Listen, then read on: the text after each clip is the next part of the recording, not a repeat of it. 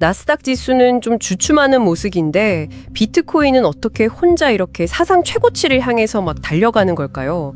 오늘 저희가 함께 파헤쳐볼 자료들이 바로 이 현상, 그러니까 이 비트코인의 이례적인 상승세가 정말 단단한 기반 위에 서 있는 진실인지 아니면 어쩌면 곧 터질지도 모를 그런 거짓된 신호인지 그 속을 들여다보고 있습니다.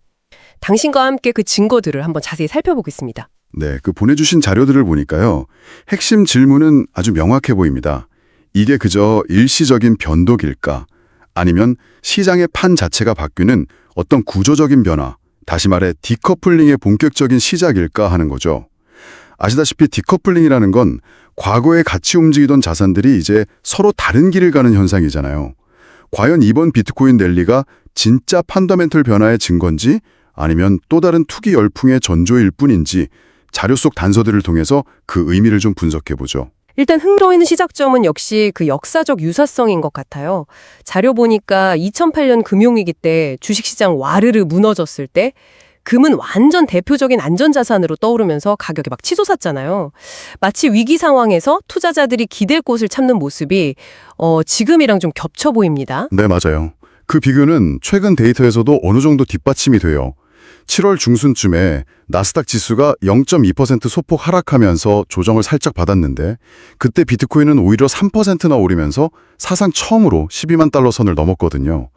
전통적으로 기술주하고 좀 비슷하게 움직이는 경향이 있던 암호화폐 시장에 분명히 균열이 보인 거죠. 이게 바로 저희가 주목하는 디커플링의 구체적인 증거 중 하나라고 할 수 있겠습니다. 그럼 전문가들 시각은 좀 어떤가요? 자료들을 쭉 보니까 의견이 좀 갈리는 것 같은데요.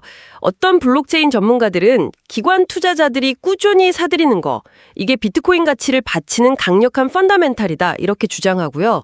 반면에 일부 제도권 경제학자들은 이거 과거 패턴하고 상관없이 그냥 투기 자본이 몰려드는 거다, 위험하다 이렇게 경고하고 있더라고요.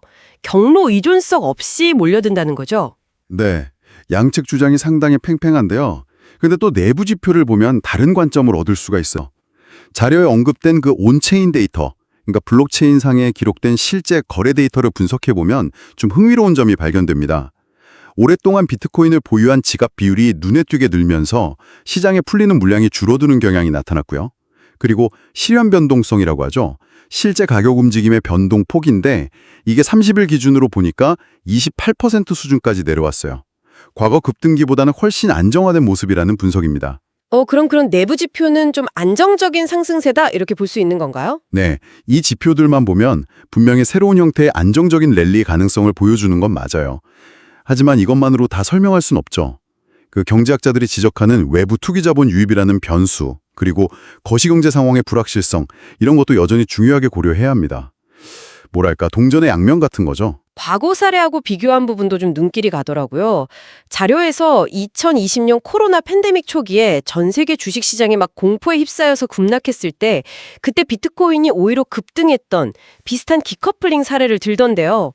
이런 극심한 불안 속에서 비트코인이 대안적인 가치 저장 수단이나 어쩌면 위험 해지 자산으로 인식되는 패턴, 이게 반복되고 있다 이렇게 해석할 수도 있겠네요. 바로 그런 변동성이 투자자들한테는 정말 큰 심리적인 시험대가 되는 거죠. 자료에 소개된 그 투자자 A씨 사례가 이걸 아주 잘 보여줍니다. 2021년에 나스닥 급락할 때 패닉셀로 큰 손실을 봤던 분인데 이번 상승장에서는 비트코인 담보대출까지 받아서 추가 매수를 했대요. 그런데도 여전히 마음 한구석에는 불안감을 떨치지 못한다고 하고요. 아마 당신께서도 비슷한 감정을 느껴보셨을 수도 있어요.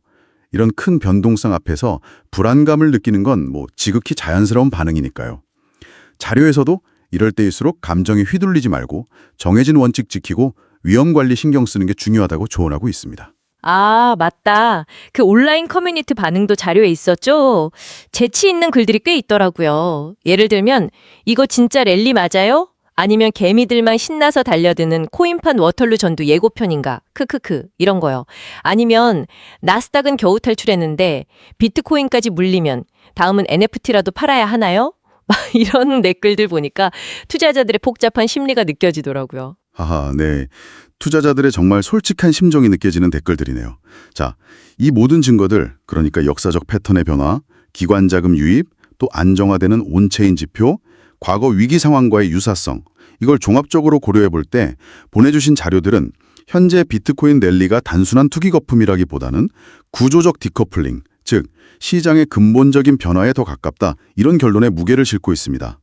어떻게 보면 진실에 더 가깝다, 이런 분석인 셈이죠. 이게 마치 성경 속 욥이 그 극심한 고난 속에서 자신의 믿음과 가치관을 시험받았던 것처럼요. 현재 시장 상황이 투자자들에게 데이터와 펀더멘탈에 대한 어떤 깊은 성찰, 그리고 확신을 요구하고 있다, 이렇게도 볼 수 있을 것 같습니다. 네, 분석 결과는 구조적 디커플링 가능성, 그러니까 진실 쪽에 좀 더 힘을 실어주는 것 같지만 이게 또 섣부른 낙관론으로 이어져서는 안 된다는 점도 분명히 해야겠죠. 정확합니다. 자료 분석은 어디까지나 가능성을 제시하는 거지 미래를 보장하는 건 아니니까요. 시장을 움직이는 게 꼭 냉철한 데이터만은 아니거든요. 때로는 집단적인 심리, 그러니까 불안감이나 탐욕 같은 것들이 예기치 못한 방향으로 시장을 끌고 가기도 합니다.